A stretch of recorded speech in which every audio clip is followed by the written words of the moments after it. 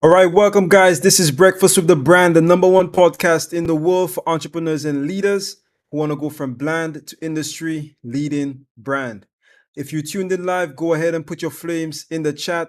Also, let us know where you're listening in from. Today's Monday, guys. Happy Monday. And today we'll be talking a little bit about branding. I have with me my esteemed guest, Mr. Bobby Jackson, and we're about to dive right in. What's up, Bobby? How you doing? Good morning, Junior. Good morning. I'm doing extraordinary. How about yourself? Absolutely amazing, brother. Absolutely amazing. I had a phenomenal weekend. Spent some time with a couple of people. Some of my old school friends. Imagine that. Really? Some of my Yeah, old school friends. Yeah, my one of my buddies. He's actually training to become a doctor in France. really. Yeah, and he came back to the island, so we got an opportunity to, spend some time together. So that was really really good. That's excellent. That's excellent. I love to hear it when people can, go off, do great things, come back and tell the tale. That's what it Oh was yeah. like a lot of times in the military. You go off, you do something great, then you come back, tell your friends all about it. And it's just an inspiring experience. Inspiring experience. Yes, sir. Yes, sir. Guys, we're about to get into it. I want to send a quick shout out. I see Shade, I see Travis. To everybody else that's looking, go ahead, put your flames in the comments. Listen, guys, share this out. If you're viewing this on YouTube, share it out. If you're viewing this on Facebook, share it out. We're talking about real information here, real information that could absolutely transform your life and your business if you so choose to apply it. I promise you. So, Bobby, today's Monday, right? Absolutely. Mondays, we talk about branding. So I'm gonna give you the opportunity to ask a few questions, and also to the audience. Do you have any questions about branding? What are your primary questions? You should have a question. If you haven't built your brand in the way that you like it yet, in the style that you like it yet, then you should have at least one question, guys. So go ahead, put your questions in the comments, and we'll get to them as well. Absolutely. I love what Shade says here. He says, grab your pens and pads. So he's been around for a little while. He knows it's about to go down. Yes, sir. He Yes, knows it's sir. about to go down. Uh, great, great opening question. I like opening questions because it kind of gets the thing rolling.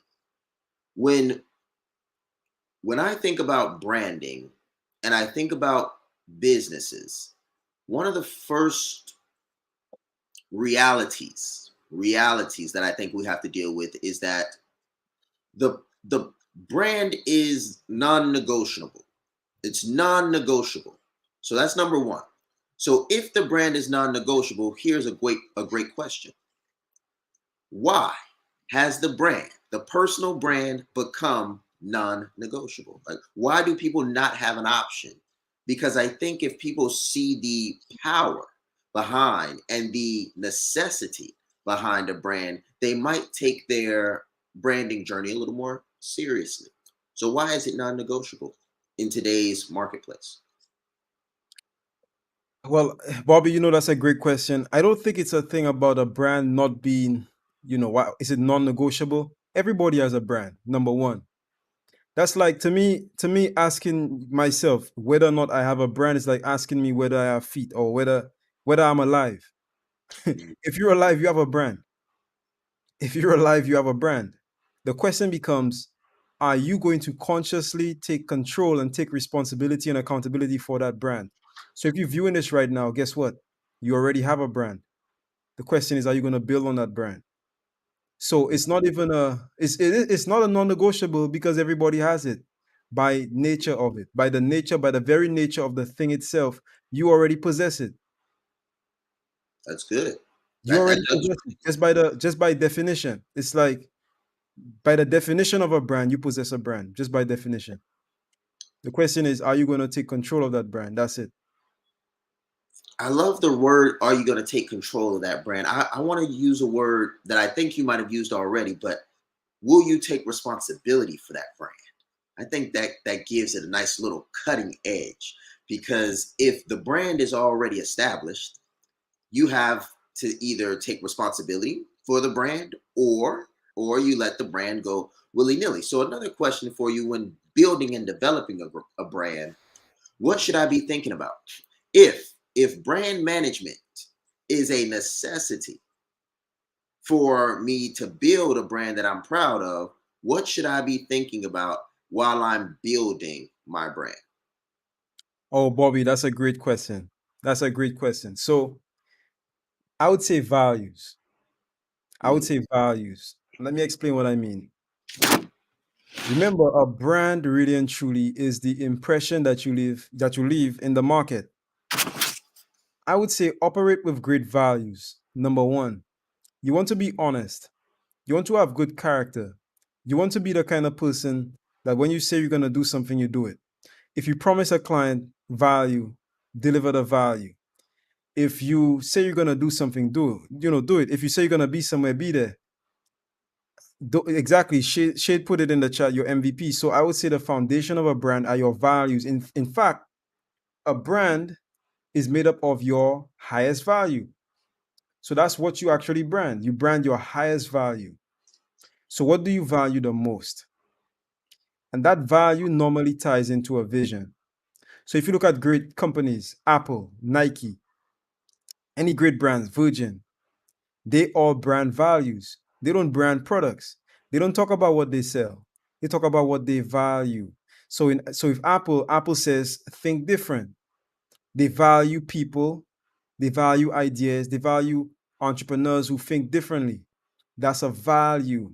So guys, if you're building your brand, then you should be focused on your values. That's what I would say, Bobby.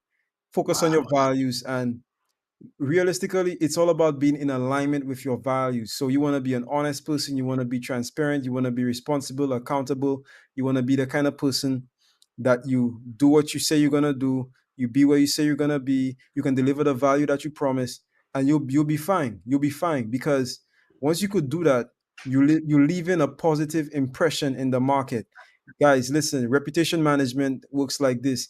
Do more good than bad. Do more good than bad. Do more good things than bad things, and you'll be fine. You said something there, Junior. You said leaving a positive impression on the market. Leaving a positive impression on the market. And before I ask another question, I want to tap in really quickly on the landscape. So there are different people that do different things in your business, right? Accountants manage the money. You have marketers that do the marketing. You got people like Junior that make sure the copy is good, make sure the emails are tight, make sure that the sales are being closed, and all that good stuff. And then you've got people like myself and people in my side of the house. We deal with the development and infrastructure of the business itself and the strategizing of the plans and execution, right? So, what's all this have to do with branding and the positive impression you leave on the market? Well, when you get to me, let's say by the time you get to me, you've got proof of concept, you've already got revenue coming into your business, you're ready to take your business to the market, you're ready to be what we call a new entrant into a marketplace and gain market share. Now, one of the most essential things you need to do this, ladies and gentlemen, is a brand. It's a brand. And I want to talk about the positive impression aspect because think about a spear. The more positive impressions that you've left on the market is like the sharpening of a spear. So when you enter a market, there's this thing called barriers to entry, right? Barriers to entry. And in disruptive innovation, what we understand is that the lower the barrier to entry, the easier it is for you to enter the market and become disruptive and then begin to move up market, meaning you get in, say, at a decent position, and then you dominate that position and then you increase your prices and move up market, right? A lot of us want to build sustainable businesses. I'm trying to give you guys what you need to do so and align it with what Junior's talking about so that you can see where you have to start and where you're trying to go. So if you have good positive impressions on the market, you're doing more good than bad, you're building your brand on morals, values, and principles. What you're actually doing is you're sharpening your spear. And the spear is going to help you do what we call penetrating the barrier to entry versus getting over it. So if the barrier to entry exists, means like, let's say you've got to spend a certain amount of money in order to reach so many people. That's a barrier to entry. If you have to contact certain big companies in order to even be a player in the game, that's a barrier to entry. The stronger your brand, the better your positioning, the stronger your approach, the less over the barrier you have to go and the more through the barrier you can go. So the next question that I have for Junior is, if I'm trying to sharpen my axe, if I'm trying to be as piercing as possible with my personal brand and with my company's brand, can you tell me what things do I need to focus on first? Because you've told me morals, values, and principles, but what if I don't know what morals and where to start? I think this answer may have something to do with my story, but I don't know. I don't know. You tell me, Junior. Where should I start if I'm trying to sharpen my spear so that when I do get to that new entrant, new market, new industry stage, that it doesn't cost me a ton of money just to get in the game, but my brand is sharp enough to help me pierce that barrier so I can get busy in the marketplace? Oh, Bobby, that's a very broad question. So check this out. There's a saying, right? Recognize what's before your face, and the rest of the way shall be shown to you. So I would tell everybody and anybody, start where you are with what you have. Find somebody that you can help. Find somebody that you can help. And also, I would say, reassess your vision. Like, you have to know what you want. The vision is what turns into the values. So vision turn to values, values eventually become the business. Vision turn to values, values become the business. Values become the overarching mechanism or governing, we call it a governing principle of the business. So vision turns to values, values become governing principles eventually turn to products. Wow. So so that's literally the way it happens. That's literally the way it happens. So I would say, focus on your vision. You have to know your vision. But let's say you don't know the vision. Let's say it's too difficult to find the vision. Let's say you're a little cloudy right now. Bobby, I've witnessed little parts of my life where I tried to focus on the vision and I couldn't see the vision because the vision was just cloudy. Yeah. So for the person who's experiencing that, I would say, start where you are, find somebody that you can help, and take the first step, and eventually the rest will be shown to you. That's how you start. So if you start with one person, and here's an interesting perspective. Interesting perspective before we go to the first break. I want you guys to pretend that the next person that you're gonna serve is gonna be your first customer. And check this out, you can only get the next customer from that person telling another person about your business. So you cannot run Facebook ads, you cannot do this, you cannot, reach out to other people. You only have one person that you can serve, and that person is the only person that could tell another person about your business. I want you to ask yourself from that perspective, how would you serve that customer? What would you do so phenomenally that you would have, like, that person would have no choice but to tell somebody else about your business? I want you to think about that, because check this out. If you could serve one person to that degree, so much so that they want to tell other people about your business, if you figure that out, then you'll be in business, no problem. So the thing is, Bobby, most people, they get customers and they don't service that customer to the highest possible degree. So my thing to you is this: let us pretend that the next person you help, whether they pay you or not, whether they're paying you or not, pretend as if that person is the last customer that you can serve. And the only way that your business could acquire another customer is from that customer telling another customer about your business.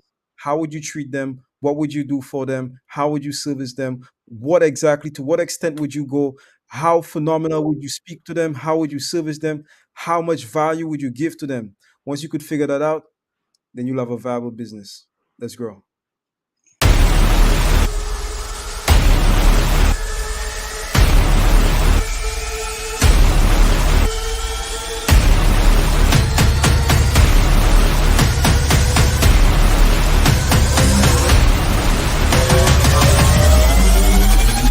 I'm just a kid from Harlem who God chose to show his favor.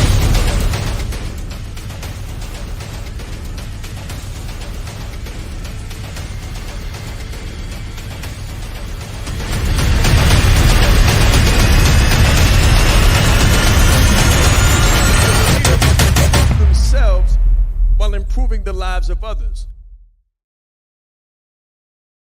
I said Shaan Rais. I'm proud. Shaan Rais. Leadership is not the brand they made for us. Listen, he brought fire, heat. He didn't hold back. 20 years down the line, what I could sell, why not serve first? Service over salary. Branding like a leader closes the gap for people who want branding. Speaking like a leader closes the gap for people who are nervous about speaking. If Steve Jobs would have speculated, we wouldn't have Apple. He changed lives. He helped people open up their business and start their business. We are the brand. Some people say, Shaan, should I quit my job? Mentally, yes. As a speaker too, to be able to learn from him and watch him and you know, game respects game. And I want to have that much game someday. The right client, pay $500,000 for what you do. You have to be bold in your beliefs. He has been an amazing asset to this event and a pleasure to work with. Very captivating, collaborative, worked very well with the audience. I want to help you. Put a 0 behind your number, right? The session was great. How he is online, virtually, he is even more phenomenal in person. Be the face of change that you want to see. Stop asking questions and start giving demands. The entire team has just been absolutely incredible. They are a joy to work with. They go above and beyond. Give yourself a round of applause. Yes, yes, yes.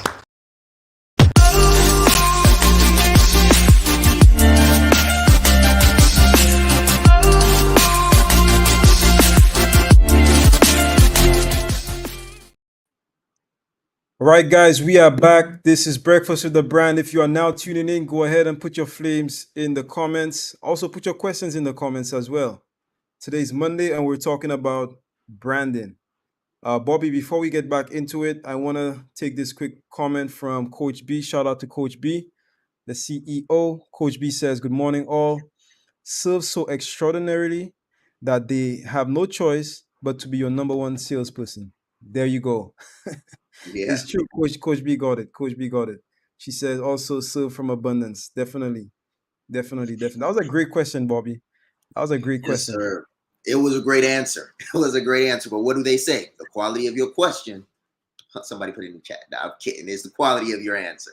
The quality of your question is the quality of your answer. So I've got some more quality questions for you, Junior, because you're crushing it. You're crushing it, and I know that a lot of people are helping. Somebody put Coach Junior dropping gems. Love it. Okay. Love it. So billionaire brands. I know we talked a little bit about that last week. Yeah. You talked about some of the best brands being the ones that stick around, and the best marketers being the ones that pass through town, right? They pass through, they make a little bit of money, but the brands, those are the ones that stick around. And one thing that I want to bring out before the next question is that when you talked about service, it made me think about the equity of a brand. So when we think about the Nike swoosh means nothing without the intrinsic power and equity of, say, people like LeBron James, Michael Jordan, all the different individuals that wore those shoes. There's a phenomenal runner. I forget his name. It started with a P, but he really was a great runner back in the day who wore their shoes for the first time to the Olympics and did great work in them. So it was like the Nike swoosh without the equity of the brand means nothing. Apple with just a bite, and an apple means nothing without the iPhone, without the Mac, without the tablet, the iTunes, and so many other things such as Facebook. Those two letters mean nothing. FB, what does that mean without the interconnectedness of the entire world, say, in the palm of your hand? So one thing I'd like everyone to think about is a brand is not a logo. You know, a brand is not a combination of letters or even a cool design. It's really what you put into that design. It is the equity behind it, which leads me to my next question. Can a brand protect your business in our cancel culture? Now, before you answer this, I just want to let everybody know what cancel culture is. So in cancel culture, you do one thing wrong or you rub the wrong group the wrong way, there will be a coalition that is stood up and mobilized to shut you down, to shut you up, and to silence your company. So can a strong brand protect your business from cancel culture? Bro, I would say the only thing the only thing that could protect your business from cancel culture is a strong brand. And let me tell you, we've witnessed this actually, funny enough, with Joe Rogan. I think some time ago, I don't remember exactly what it was for, but people were trying to cancel Joe Rogan for something he did or something he said. And as you could see, he's still on the air today. Like people try to cancel him, but people came out, people who knew Joe, and they said, "Hey, this is not the way Joe is. He might have said something out of context, but this is not like the one moment that he may have said something wrong. It doesn't cancel out like the 20 years that he's been on air giving value." So we've actually seen that play out, Bobby. Funny enough, and we are witnessing that again with other influencers. I won't say to the names, right, but there are people who are in prison right now, and we're experiencing a pushback from their followers, their fans, saying, "Hey, no, this is not true," and they're putting up a resistance. They're protesting, etc., etc. So I would say realistically, a strong brand is the only thing that could save you from cancel culture. There's always going to be one set of people. Now, number one, you can never make everybody happy. Number one, I think even if you try to save the world, there's still gonna be some people that don't like the way you try to do it. So I think you can never please everybody, but I think that having a strong brand is really and truly the only way. Like if you're an influencer, if you're on the internet and you want to be an influencer, you have to have a strong brand because like you need people who are gonna stand up for you and say, "Hey, this is not the way Bobby is. Bobby is actually a very nice guy. Bobby is this and Bobby is that." And that could be your saving grace, man. Man. And I wanted to ask that question because it was quite rhetorical to me. You know, I had an idea of what the answer was going to be, but I wanted you to say it for everybody else because I don't think that's something we think about when we're building our business. We can get tunnel vision. We can get so focused on building the business and the service that we want to provide that we forget that the world around us might not be happy about the service that we want to provide or happy about the way we want to provide it. So if you're really serious about business and serious about making an impact, you also have to be conscious of the resistance and have a brand that's going to assist you in assailing the resistance so that you can get your message out there and get your message heard. So thank you for that breakdown, Junior. Very simple and to the point.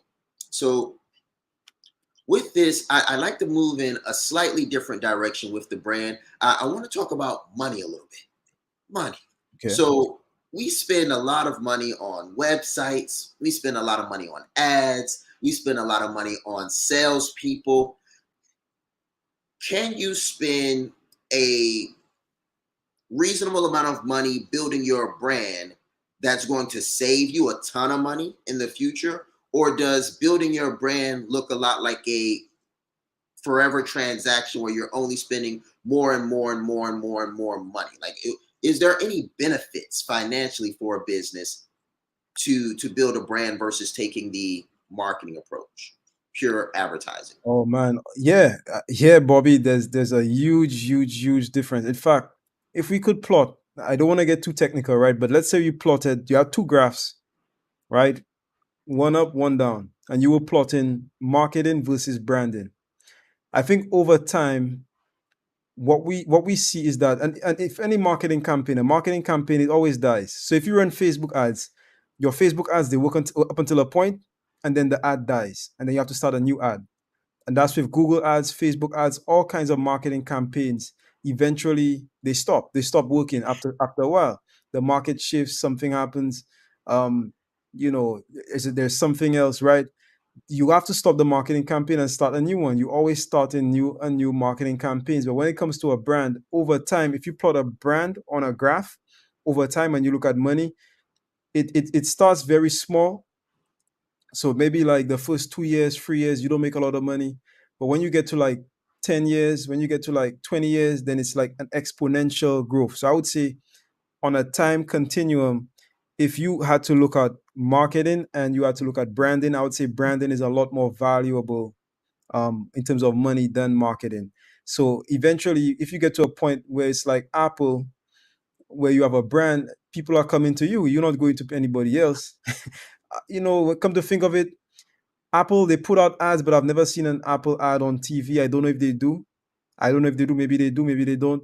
But I've hardly seen any Apple advertisements. But we know Apple is like one of the most valuable companies in the world, especially when you get to things like market capitalization, and we get more into Bobby's language, like branding.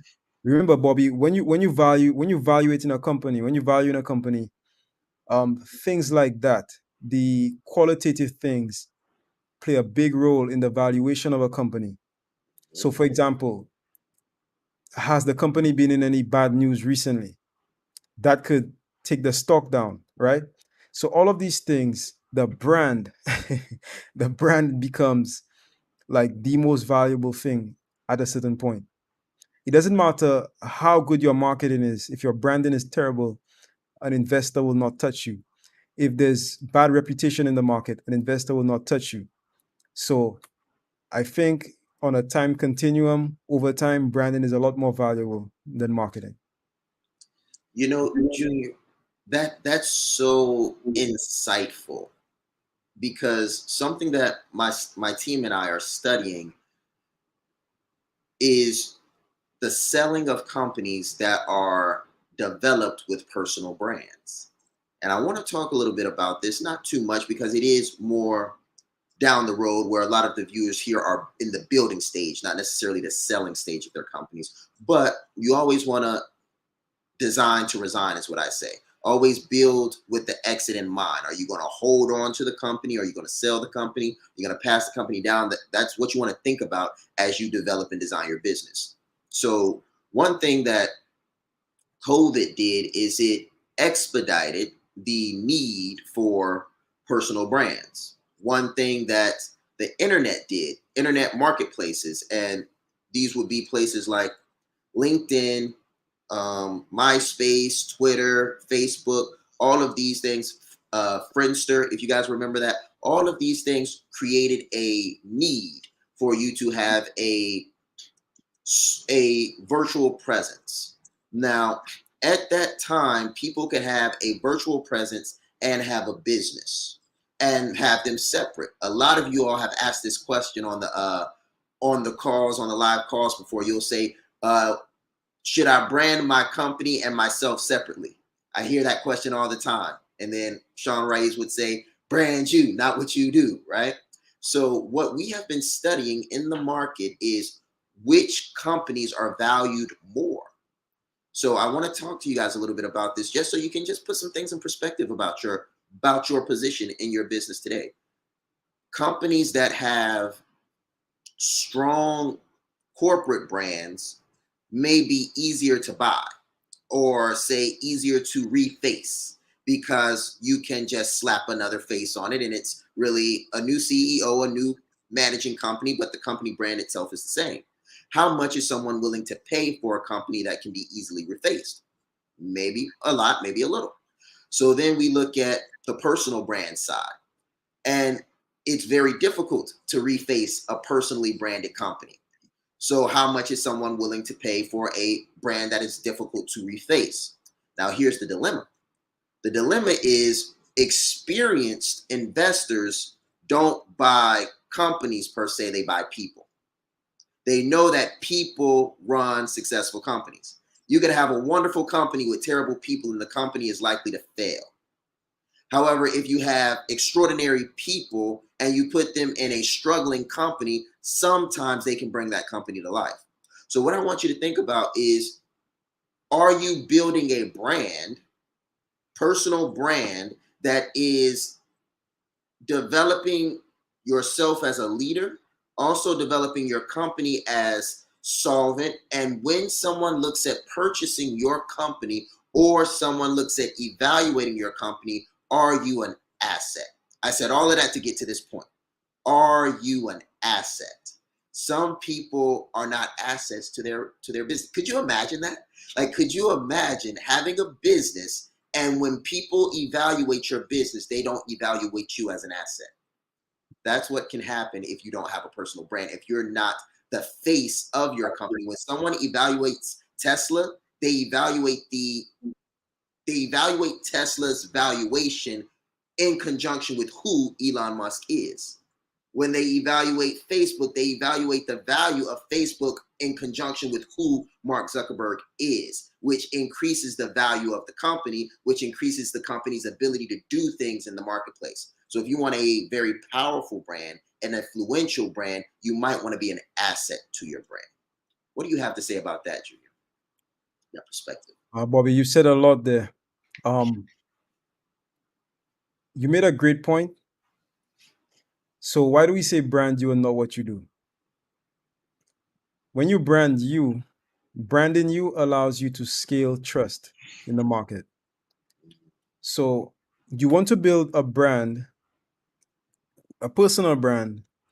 However, you want to operate on the back end like a corporation. And I could use the example of Dyson. Everybody knows Dyson. If you know Dyson, put a number 1 in the chat. If you know Dyson, Dyson does like the vacuum cleaners and those different kinds of products, right? So most people know what Dyson is. They say, oh, they go to get a vacuum cleaner. They say, I go to get a Dyson. Well, Dyson is actually the name of the guy. It's actually the name of the personal brand. And Dyson, I'm pretty sure he sold a company, but he's still a face. He's still a face of the brand, but he sold a company, and the company has shareholders and all of that, and they operate like a corporation on the back end, meaning that they have actual systems. Okay, there are systems on the back end, so it is possible to build a personal brand and exit. And I've seen examples. If you look at people like John Maxwell, for example, he has a great model where he has people that coach on his behalf, people that speak on his behalf, and they're leveraging the power of his personal brand. So it is possible to do that. It is possible to do that. I would say, like Bobby said, you definitely want to build with the end in mind, right? Build with the end in mind. But absolutely, the fastest way to scale trust in the market is through a personal brand. That's the fastest way to scale trust in the market. And that's essential. You need trust before anybody could buy from you. If you start a brand that is a no face, no name brand, that is going to be pretty difficult to sell that brand or to move that brand. And if you think about it, Apple was popular because of Steve Jobs. Tesla is popular because of Elon Musk. And we could go on and on. Facebook is popular because of Mark Zuckerberg, etc., etc., etc. So a lot of the times you find the personal brands carry the non-personal brands. Tesla has a valuation. Elon Musk has a net worth. They're separate, and again, like Bobby was saying, they're linked by nature. So yes, it is possible to build a personal brand and also build a company. Now, here's the great thing, Bobby. When you brand, you are not what you do. Like I always say, if you focus on the root, you could produce any fruit. Guys, if you can focus on the root, you could produce any fruit. So, for example, today you could have a marketing company. Tomorrow you could have a sales company. The next day you could have a clothing company. The day after that, you could have a company selling mugs. You could have a company making music. Look at Rihanna. Rihanna does music. She does clothes. She does Makeup. all types of stuff. Yeah. Rihanna. If you look at Jay-Z, Jay-Z does champagne, he does music, he has real estate, he has this, he has that, he has a portfolio of companies that are worth hundreds and hundreds of millions of dollars, but he's still Jay-Z. So Jay-Z can stand on Jay-Z, the brand, and he has these other little brands, or other big brands rather, right? That also can stand independent of who he is. However, his star factor, his star effect helps those brands to make it in the market, essentially. So once you focus on the root, you can produce any fruit. You know, when you say that, Junior, it really reinforces a lot of the things that you've been saying. I feel like we're unpacking this pretty good this morning because it's really just domino affecting. So a few other names that you know, that everybody on the call knows: Ford, personal brand, that's a last name, Henry Ford. Then we've got J.P. Morgan and Chase. So Pierpont Morgan, right? Then we've got McKinsey. McKinsey was actually so that's a consulting firm, one of the biggest consulting firms out there today. And that was started as an accounting firm. And then we've got McDonald's, you know, the Ronald McDonald brothers. And what I think is really interesting about those particular personal brands is what Junior said earlier, is your value, your number one value, your top, moral values, principles. What each of those companies did was they were able to conceptualize in the form of a brand their highest ethos. And I think that's also something Shaan Rais is doing extraordinarily well. I think when it's all said and done and the chapter is closed on Mr. Rais and he steps down, he's like, I've done what I came to do. His name will be synonymous with leadership. No way around it. And I think that Henry Ford's name is synonymous with operational efficiency. JP Morgan's name is synonymous with financial and economic deal making. If you know a little bit about the banking industry and how money is spent and how investments work, they were known, JP Morgan was known for making big, profitable deals. One of those biggest deals was when he did business with the Scottishman. I think it was either the Scottishman or the Irishman. I forget his name. Carnegie. When Carnegie sold to JP Morgan, that was one of the biggest trust deals known to America at that time.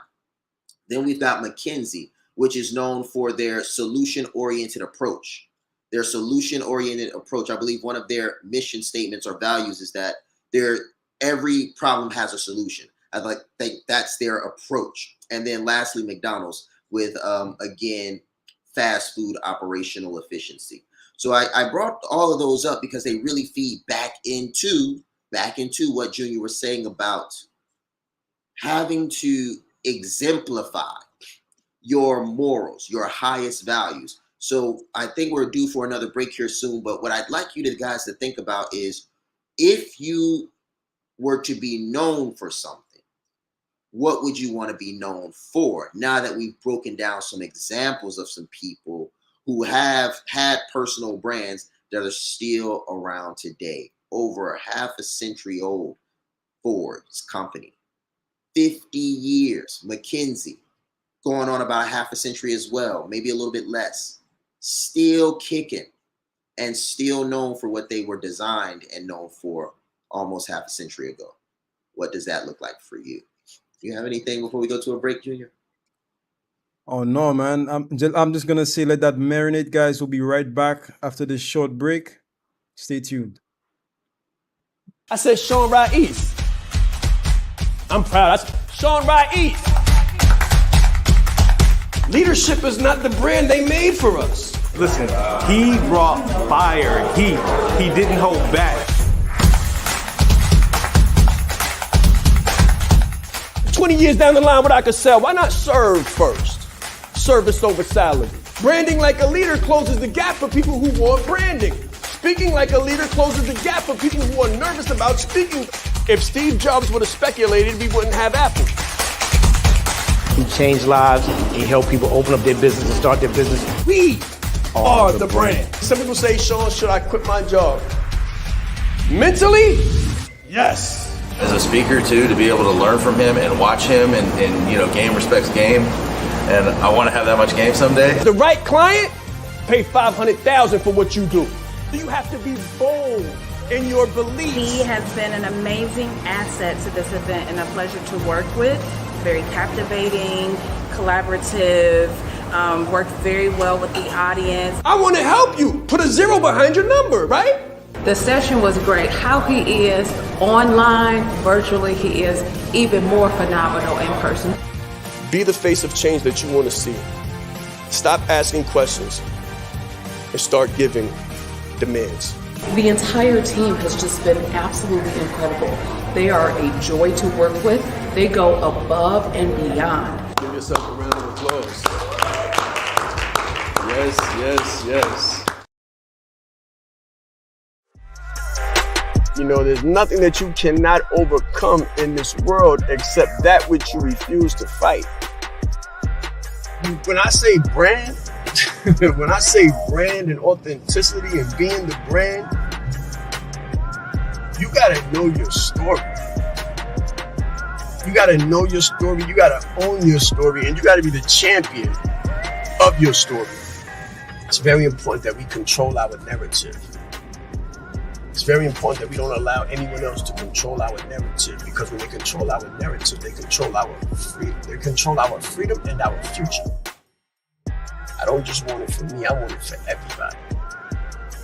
It can happen, and it can happen for you, especially when you get branded like a leader. It's very important that you know yourself to the highest degree possible, because it's through knowing ourselves that we're able to know other people. You are the most important person in the room, and the better that you know yourself, the better that you're able to communicate to others. So you're not only playing the game knowing who you are, but you're also playing the game knowing who everyone else is, so that you're not playing blind. He's extremely engaging with people. He has a fantastic smile, and he's just a very high energy person. This is called leadership development. So we have to be independently knowledgeable and considerate to know who we are, so we can more effectively know who other people are. As the leader, it's your responsibility to allocate resources in the right places. If you don't know how to communicate effectively, you're losing the battle. All right, guys, we are back. Listen, guys, put it in the chat. What has been your number one takeaway from today? Go ahead and put that in the comments. Bobby, I've really enjoyed the show today, man. You always do a phenomenal job as usual, asking those great questions. And I think a lot of the people, they really appreciate that as well. Absolutely, absolutely. And it's great. Thank you, Shade. Thank you. You know, and one thing that I'd like us to open it up with as we get back into this, Junior, is I want people to really know what branding is. And I'm just about to blow somebody's mind. Like it might blow everybody's mind on the call, right? Shaan has effectively duplicated himself. He's effectively done it. And I'm about to talk a little bit about it. About a year ago, 2 years ago, it was Shaan on a call like this, might have been on Zoom Live or Facebook Live and not through StreamYard. And he was solo. He was teaching different classes and he was talking about different things. And then he brought on Junior, and it was Shaan and Junior, and they were talking about different things, and he was host and co-host. And then he's out performing, executing, speaking, and now there's Bobby and Junior. And when you brand yourself effectively, you can effectively duplicate yourself. Shaan, as I don't know where right now, probably in the air somewhere, flying, and he has a brand that is still operating in his absence. And ladies and gentlemen, I want you to know that the brand is beyond the business when you brand you and not what you do. When you brand you, you can brand others. That's worth writing down. You can help brand others. And by helping brand others, I mean helping them fall into their own brand. You know, we need examples as human beings. Like if no one shows us how to do something, we don't really know how to do it. So Shaan isn't saying be Shaan. Hey, be me. Put on a red tie, black light, and shave your head. He's not saying do that. He's saying here is a way that you can show up in the market professionally, respectably, and deliver massive value. If you take an approach like this one, I guarantee you'll be successful because I'm living proof of it. I wear a blue shirt and a black, blazer. Junior just so happens to wear a red tie, white shirt, and a black blazer, but he doesn't have a shaved head. It's like, no, that's not me. So I think that when you think about your brand and you take your brand seriously, what you're able to do is help others brand themselves. And I think that's a much more valuable impact of the brand than simply just being busy in the marketplace. But it's being able to be busy in the culture of the environment that you cultivate your business around. What do you say about that, Junior? Oh yeah, I definitely agree. I definitely agree, Bobby. Shaan is a master at what he does, the king of branding, and I'm definitely gonna say that a brand is an idea. A brand is an idea, and people can get around an idea. So you ask yourself, well, how do I duplicate myself? Well, you duplicate yourself through an idea, through a common, and we go back to values, right? MVPs, through common values and through a common idea, a common vision, a common idea. An idea is a vision is an idea. An idea, that's it. It's so simple. But the fact that it's simple makes it easy for people to understand, and it makes it easy for people to get around. So, guys, basically, what we're saying is this: if you want to level up your leadership, then you're part of the brand. This is the reason why you're watching this right now, because some part of you wants to level up their leadership. Some part of you wants to become a better person. Some part of you wants to be or wants to find more freedom. Finding more freedom, leveling up your leadership. All of these are ideas. Yeah. And once you have an idea is like a story, Bobby. So picture it like a story where you can get around like a little campfire and tell a story. So imagine that guy, like we're getting around a little campfire and we're telling a story. It's only that the story that we're telling is a story from the future and not a story from the past. We're telling a story from the perspective of moving into the future, and that future is the vision. So we're telling the story of creating a million millionaires. We're telling the story of changing the face of leadership, and we're gathering around this huge campfire, and it's inviting and it's free for anybody here, anybody around the world, anybody who so chooses to gather around the fire and hear the story as well. And we do this through branding, we do this through closing, we do this through speaking, we do this through marketing, and people, they can get around that, because it makes sense. It makes sense. It benefits everybody who takes the journey. So I guarantee you, if you take the journey of getting branded, it's going to benefit you, it's going to benefit your family, and it's going to help you move towards your own story, your own vision. And that's why we do what we do. Wow. Wow. Travis says his major takeaway is a strong brand can help combat cancel culture. So that was pretty awesome. Pretty awesome.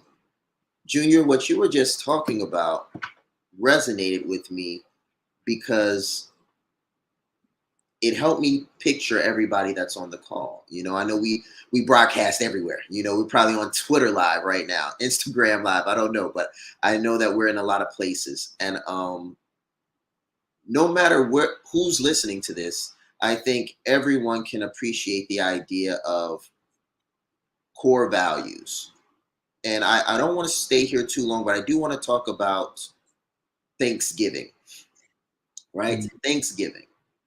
Thanksgiving is an American holiday, maybe a holiday celebrated in other cultures as well. Who doesn't like to eat, right? But in America, what we would do is we would sit around the table and we would all eat dinner. We would cut the turkey and we would have mama's collard greens, grandmama's yams, auntie's fried chicken, Uncle Bob's black eyed peas, and everybody's at the table.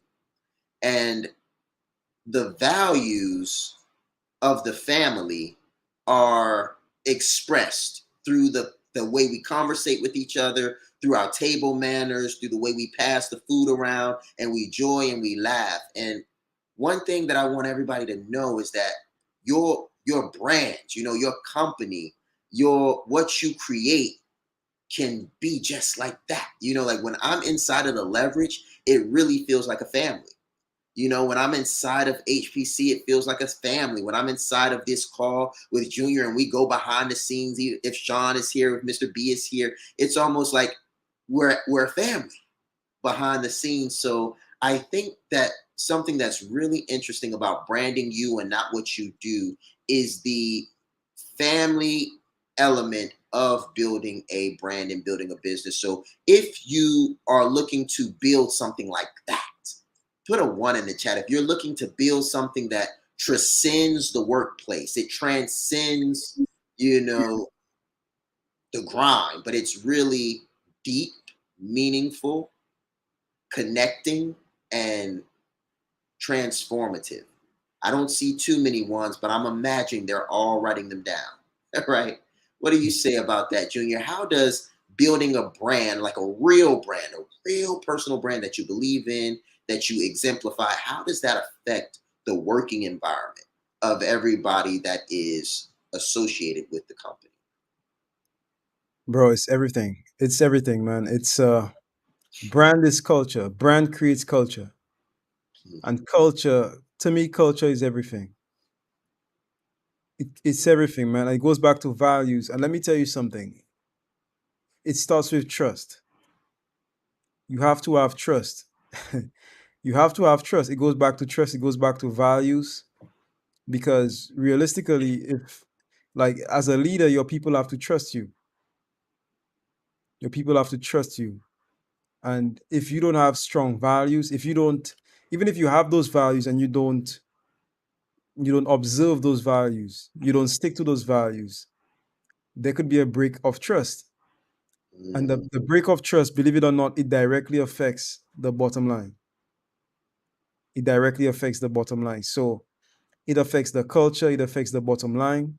Now, on the other end, if you have phenomenal values, if you have phenomenal things that you believe in, and you stick to those things, then it becomes a phenomenal environment. Everybody progresses, everybody is growing, everybody is making money, everybody's doing what they're supposed to do, and it absolutely affects every single aspect of the business. So it's almost like I want you guys to think of it like an atom. So the atom, let's say it is the smallest unit, right? In anything, your brand. So what are your atomic? There's a book called Atomic Habits. I'm gonna ask you, what are your atomic values? What are your atomic values? Because your atomic values eventually become actions, right? And those actions eventually become the culture of the business. They eventually become the culture of the business, and that affects the bottom line. Because I'll give you an example. If let's say you don't have a good culture, you can't have salespeople perform in a terrible culture. A salesperson will not perform if they don't believe in what they're selling. If they don't believe in you as a leader, they won't perform. It's not possible to perform. It's not that they cannot perform, but the psychological hurdle is too great for them to overcome in order for them to perform. There needs to be trust, there needs to be a good culture, there needs to be a good brand, and there needs to be atomic values. Wow. Man, Junior, I wish we had more time. I know we got a little bit, but oh my goodness, I just got a whole flood of questions coming to me concerning personal development, right? One thing that I cherish about Branded Like a Leader 1.0, I know we got 2.0 coming now, but 1.0, right? One thing that I really cherished about it was the collective approach Shaan Rais took. He talked about your brand story, almost your pulling out who you were. He talked about putting the world on notice, a kind of projecting the new you or the real you, the more authentic you. He talked about how to keep the mind, body, and spirit nice and tight, in alignment. He talked about money mind versus monkey mind, having the right way of thinking about money and understanding how to move. And I think personal development comes before brand development, because it personal brand development anyway, because I think anyone can brand this. Like Tupac was a brand, but I'm not saying his brand was good or bad, but I'm saying that he branded who he was, and he developed his ability to rap. He developed his ability as a gangster, so to speak, by going to jail and doing all of the different things needed to accumulate the equity to say this is who I am. And I think that everybody has that decision to make. Do you want to develop yourself so that you can be a brand that you envision? Because everybody has a version of themselves that they are today, and they have a version of themselves that they can be. They have their full potential. And I think that the development of oneself with competencies, insights, and authenticity training is necessary for you to reach that maximum potential that you have. And I think it's best to brand around in maximum potential, so to speak, than to brand around who you have become as a result of the forces and factors that have shaped you to who you are today. So to end that and turn that into a question, Junior, do you think that to be the brand that you were always meant to be, you need to undergo personal and professional development in order to do so? Oh yeah, brother. Definitely, you definitely need to do that. And if Sean was here, Sean would say the exact same thing. Like Sean says this, right? So when we look at building a brand, we start by envisioning our ideal life. So Sean would say you don't build the business around your life. In fact, you don't build your life around the business, you build your business around your life. So that requires a degree of personal development for you to actually know what you want. Most people don't know what they want. Most people don't have a vision. They haven't taken the time to develop that vision. They haven't taken the time to develop their values, develop their manifesto, so to speak. Like, what is your manifesto? What are your values? What are your laws, your rules, your codes? How are you going to live your life? Most people haven't taken the time to develop those things. And I would say that building a personal brand, you see that the journey of branding never stops to me, because you're always growing, you're always shifting, you're always going up another rung on the ladder. So I would say that you develop your person, right? Personal development. You develop your person as you develop your brand. As you develop your personality, right? Your personal brand will develop. And as you seek to develop your personal brand, it will force you to develop your person. So it's like an infinity sign where one feeds into the other. You cannot develop your personal brand without developing the person. And if you develop the person, naturally you develop your personal brand.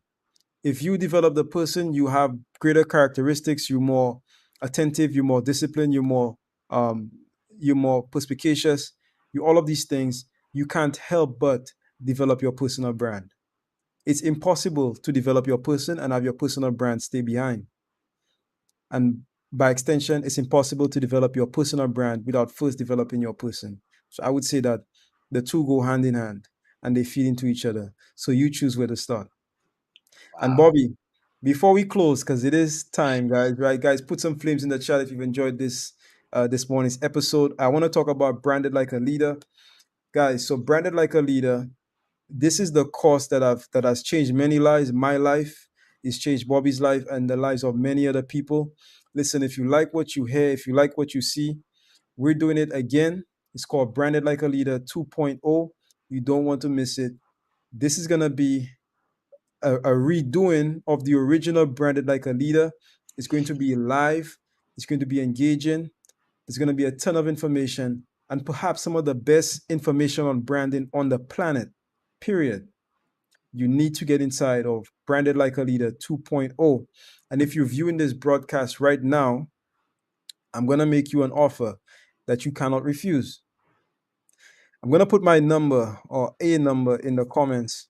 If you want to get inside of Branded Like a Leader 2.0, let's see. I want you to text this number, text Brandon to this number. And this is only if you're serious, okay? Text Brandon to this number. And just by virtue of you being on this podcast, I'm going to give you a preferred rate on the price of the program. So let me put this in the comments. But go ahead, Bobby. Absolutely. Absolutely. I'll go ahead and tie some things together. I think it's always good to cover some of the main points of the call. So one of the big things that we covered early on is thinking about your morals, your values, and your principles. So if you're developing a brand and you're building your brand, make sure that you are building it around that highest value. Building it around that highest value. Another thing that we covered is leaving a positive impression on the market. When you do more of the right things than you do of the wrong things, you have the best chance of creating a strong brand and sharpening that blade that's going to allow you to cut through the market. We also talked about vision, values, business. So have the vision. The visions are the values create the business. You know, they are one and the same with the business. We talked about billion-dollar brands. If you don't have brand equity, you don't have a brand. You know, the Nike swoosh without the athletes is nothing but a Nike swoosh. You know, we talked a little bit about marketing versus branding, how branding normally, graphically, will have a greater financial impact on the bottom line over time than marketing will. So in a world where you can do both, why not make sure you have a strong brand that continues to burn and churn and earn while you are sleeping and marketing those different campaigns? And lastly, we talked a little bit about some of those big names that are still around: Ford, JP Morgan, McKinsey, McDonald's. All of those are last names. Dyson, those are last names. Those are personal brands, guys. And you can be the type of personal brand that sticks around. I 100% believe that Shaan Rais' name is going to be one of those names that sticks around long after his time here has passed. And you can have that same effect if you build that personal brand effectively.